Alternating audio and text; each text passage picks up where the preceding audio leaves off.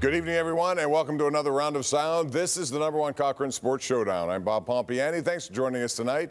We have a lot to get into. Not all of it is good, of course. The Pirates get wiped out by one of the worst teams in baseball at a -20 run differential. We'll get into the Pirates, their challenges, and what is the future of Ben Cherington. But the #1 topic tonight on the #1 Cochran Sports Showdown, it's going to be the Steelers, who opened up camp this week. Here to talk about it, Jason Mackey, columnist with the Post-Gazette. We have Mike DeCourcy with the Sporting News. Good to have you, Mike. And Ray Fittipaldo, who will be a busy man this week with the Steelers and the Post-Gazette. So just start with T.J. Watt, and I'll start with you, Ray, on this one.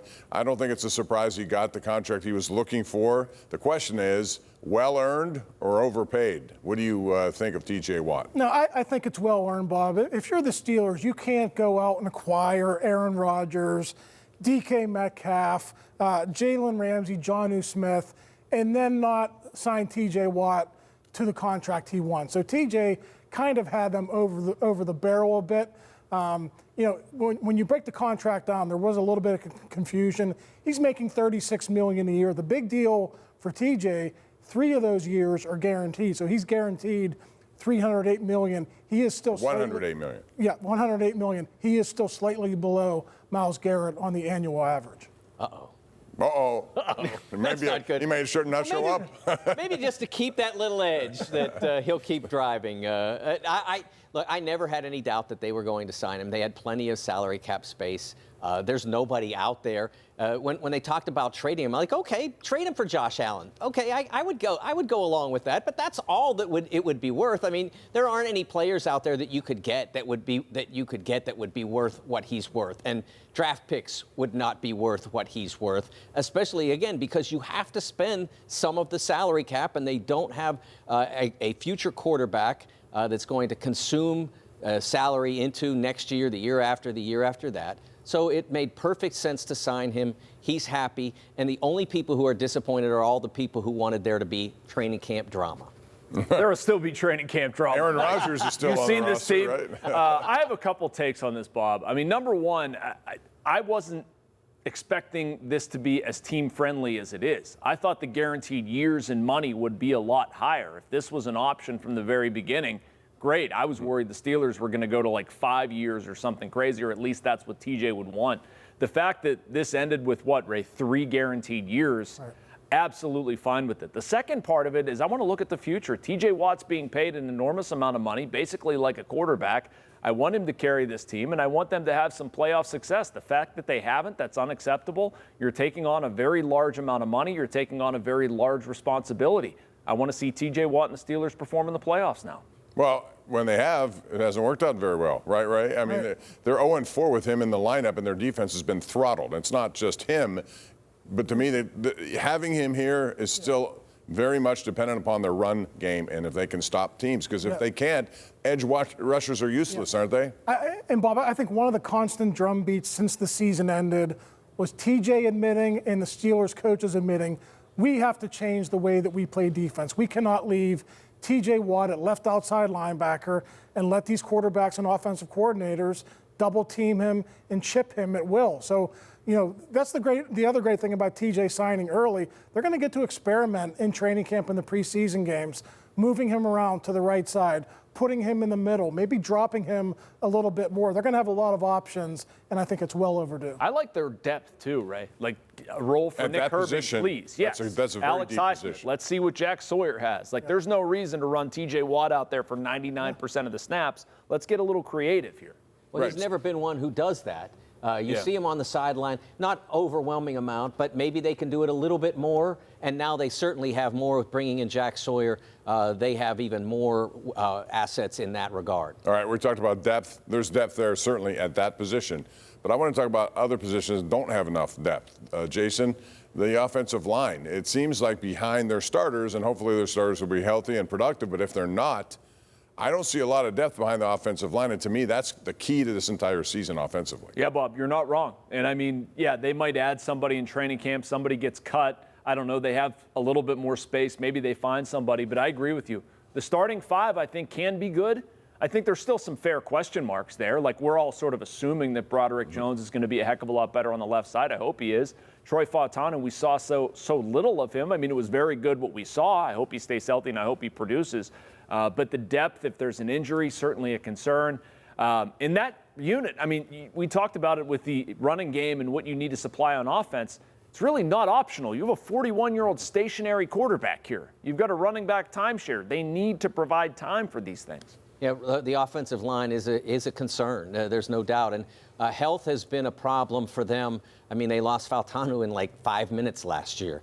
So they need those guys to be healthy. And if they're not, there's certainly going to be a problem there. It wasn't just him, too. Herbig went down. He was supposed to be the center and then opened the door for Frazier to get that job. Right. Which is good, except now they need more backup stuff. And last year they had options. People forget before Fautanu got injured, Broderick Jones was going to be a bench player. He was going to be the swing tackle. They don't have that option this year. Broderick Jones has to perform, and he has to perform well. All right, when we come back, we'll continue this conversation about the Steelers as they head into training camp and some of the biggest storylines that these guys may expect coming out of camp. And also, can the Steelers compete with Baltimore, Cincinnati, and what is a very difficult position? Again, we'll break that all down when we come back right here on the #1 Cochran Sports Showdown.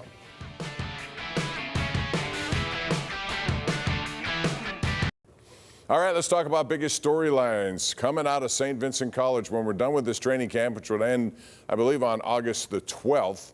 Mike DeCourcy, what do you think the biggest thing that people are going to be looking at and saying, hey, what is it? But let's take Aaron Rodgers out of the equation. That was going to say. Because I mean, he's the underhand, and then you took it away. Well, if you want to go there, go there. But besides him, what would you be looking at? Well, I think if you're taking Aaron Rodgers out of it, how do they construct a secondary? How do they arrange the secondary with the players that you've brought in now, added to Joey Porter, and of course the subtraction you made with Micah Fitzpatrick? What is your approach? Someone in the slot full time, someone on the outside? Do they mix and match that?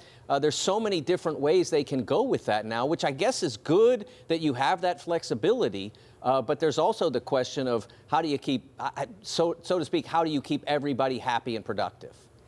Yeah, for me, Bob, Arthur Smith, year one, in the end, after a good start, it was a failure.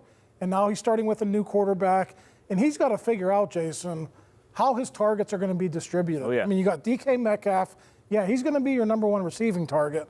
But after that, how's it going to go? Pat Freiermuth, Calvin Austin, Jonnu Smith. I mean, you got some good names there, but when it comes to like bona fide #2 receivers, I really like Calvin Austin. I just don't know if he's that at this point in his career. All right, so Bob wouldn't let me talk about Aaron Rodgers. I have another question about Aaron Rodgers, but if you want to do it, go ahead. I wanted to try to complain a little bit. No, I'll go with the young guys.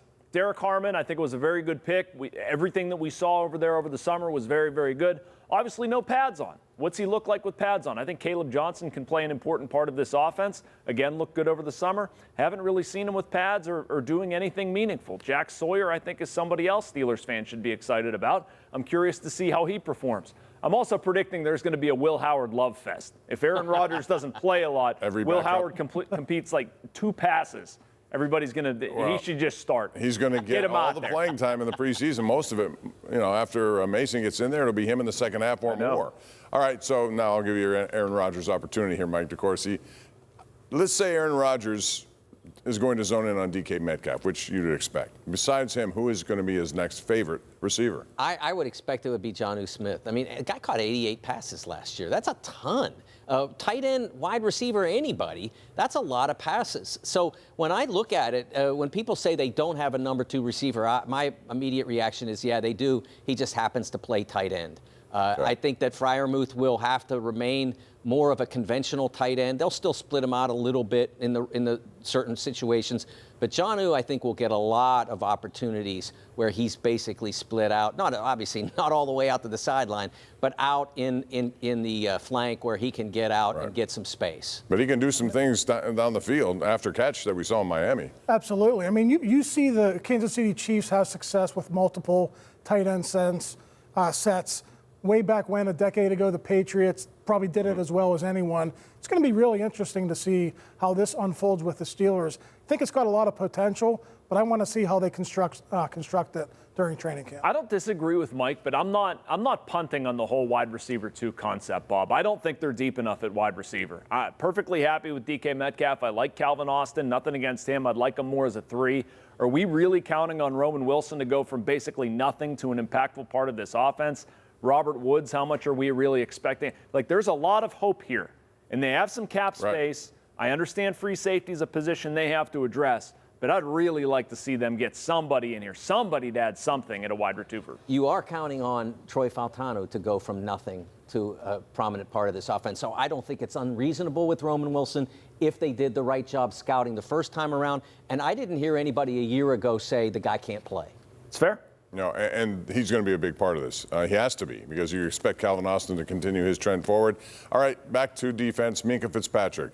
Was it more Minkah not being able to make big plays or him not being in position to make big plays? You just talked about how T.J. Watt needs to move around, and they did not do it enough. What did they do with Minkah that led to this decision? I just think the way the NFL is trending, teams are playing too deep safety more often, and they're making offenses, dink and dunk down the field. And it's just unfortunate for Minkah.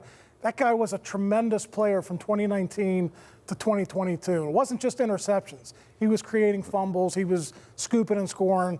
He was a great player for a short period of time, but just the way the NFL trended and the Steelers' inability, I'll say, to maybe put him in better positions is what spilled his doom. One thing I don't think that they got enough credit for last year was, although at the end it became irrelevant because they were giving up so much rushing yardage, but they did not give up a lot of long touchdown passes, and he was at the heart of that. Right. I think they just came to the conclusion that you didn't necessarily need to pay that premium for that service. That you could get that done with someone who was less accomplished and less expensive than Minkah. But they were unless great. Teams try to attack that and say, okay, he was there. We didn't go for Minkah Fitzpatrick. Juan Thornhill, I'll go for him. I'll try to take the ball in his direction. They were great at that particular element. They did not give up a lot of long touchdown passes, and he was at the heart of that. Yeah. And I think that he did not get enough credit locally and nationally for that. And let's hope they can upgrade over Juan Thornhill too, Bob. I mean, I'm not talking about a splash, but I'm talking about adding some assurance. And Juan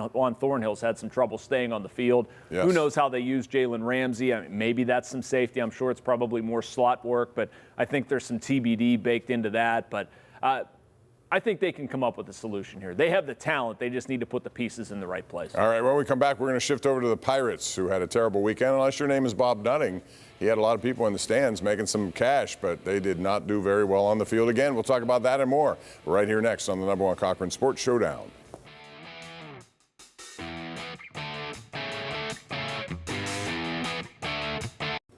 All right, we're back talking about the Pirates, another lost weekend. Unless your name is Bob Nutting, as I said, they had 28,000, 38,000, 19,000 plus in 3 games, and they displayed complete inability to compete with one of the worst teams in baseball. Outscored 27-7 by the Chicago White Sox.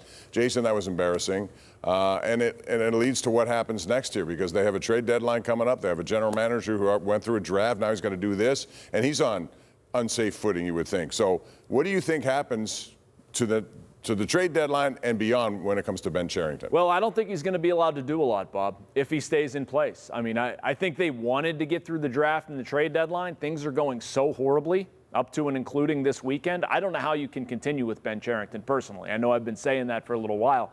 With the trade deadline, I don't know how you allow him to do anything. I don't know how you want him to do anything. Every time this guy has tried to trade pitching for offense, it's blown up in their face. Quinn Priester's the latest example. It's terrible. I'm not going into the trade deadline even hoping he does anything. I hope they don't do anything. Just trade guys on expiring contracts. Then when you get through it, make the move with the general manager. Ben Cherington's clearly not the guy. The Pirates, their plan right now, if there is a plan, is horrible.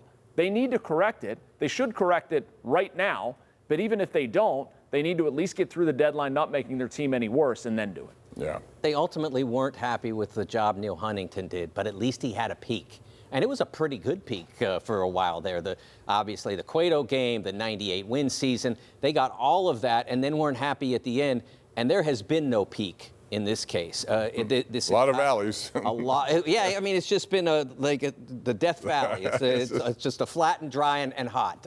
They haven't done anything successfully. I agree with Jason. I would not think that the Pirates would be wise to do anything other than make a couple of moves with guys that you're not going to have next year. I don't know what you can get for those guys, because they're all falling apart at the trade deadline. Heaney and Caleb Ferguson, anyone else you want to trade, unless you're willing to trade a position player like a Brian Hayes. But what do you think, Ray, they should do with their management? I think the shame of it is a seller's market. There are a lot of teams who are in contention and may want to spend some resources to make a deal. And you don't have confidence in your general manager and your president to go out and do that. So in terms of what they should do, yeah, they should trade some pitching and try to improve their position players. But to Jason's point, I don't think they have the confidence. I don't think they're going to do it. All right, I have 1 minute left. I want to ask you this in relation to, let's say, hypothetically, Cherington does lose his job.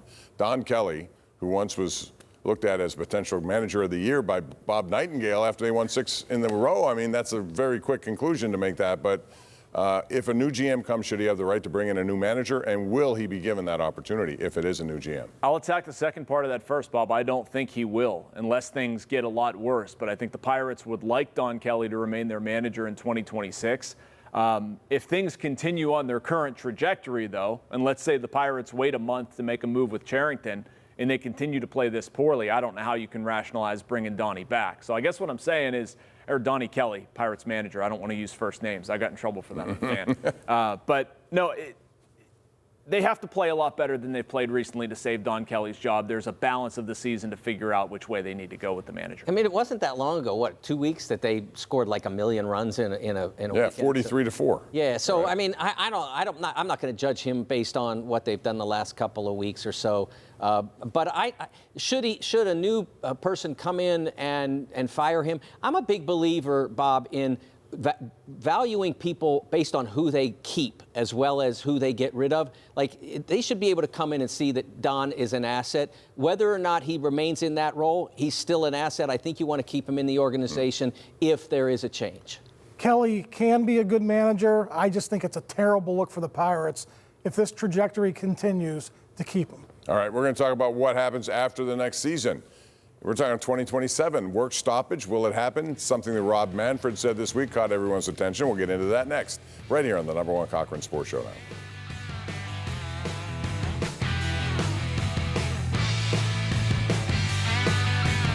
All right, welcome back. Talking about next year and what happens after the Major League Baseball season of 2026, because the CBA will expire at that point unless there's something done beforehand, and nobody sees that coming.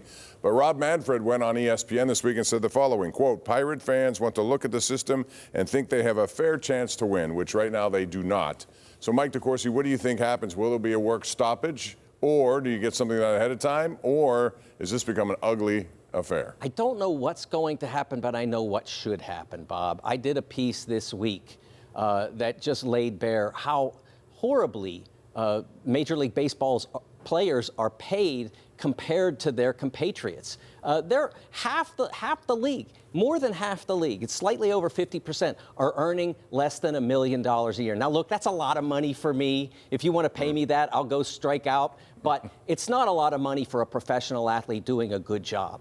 The fact that Paul Skeens is making $850,000 a year this year is a joke. In any other sport, he would be making. But that was agreed upon in the previous that's my CBA. point. It's a terrible deal for the players. That's what they don't understand. But they get it later. A few of them, if they last, make it later. But what if you blow out your arm? What if you mess up your knee? It's a terrible deal. A third of their league, more than a third, Bob, makes less than the NHL minimum. There's half as much money in hockey as there is in Major League Baseball. Good point. The players have got to realize this is a terrible deal for them. A cap system with a salary cap and a nearby floor would be a great deal for them. All of the payrolls would go up in Major League Baseball. It would become a more competitive sport than it is now. Right now it's a rich club. They're the ones that win all the World Series. There have been 3 champions in this century that were outside the top 15 markets. Yep. That's terrible. Yeah, and we're not even, you're touching on the competitiveness, Mike, a little bit, but I mean, that's a huge part of this too. Player salaries, obviously important, but I mean, can you honestly look at a team in Pittsburgh and think that the Pirates have a legitimate chance to win the World Series? No. No, unless you're nuts. I mean, and that happens all over baseball, and the parity that exists in the NFL is nowhere close. If I was Major League Baseball, and they're not going to do this. Again, I will say this, that I think they're going to have a work stoppage, but I don't think it's going to result in a cap and floor system because the rich teams and the rich players in this conglomerate controls things, and they're going to end up with the same exact thing, and it's not going to spur competitiveness. It's frustrating. Final word to you, Ray. Baseball's had the strongest union for 40, 50 years. That's not going to change. They will not let a salary cap happen, even though, Mike, it should. They're intransigent. They are not strong because they do not represent everybody equally. No, I agree with that. They don't. And some of those people need to, but will they? Will they stand up against, that's going to be interesting to see. All right, I want to tell you about number one Cochran's 60th anniversary. Have you not heard this news? You can celebrate with spectacular offers on new Kia models. Get limited time lease specials on K4, Sportage, and Telluride models. You can even find flexible financing rates across the entire lineup with more than 200 new models available and 60th anniversary savings. So mark that down. It's time to visit number one Cochran Kia in store or online at cochrankia.com.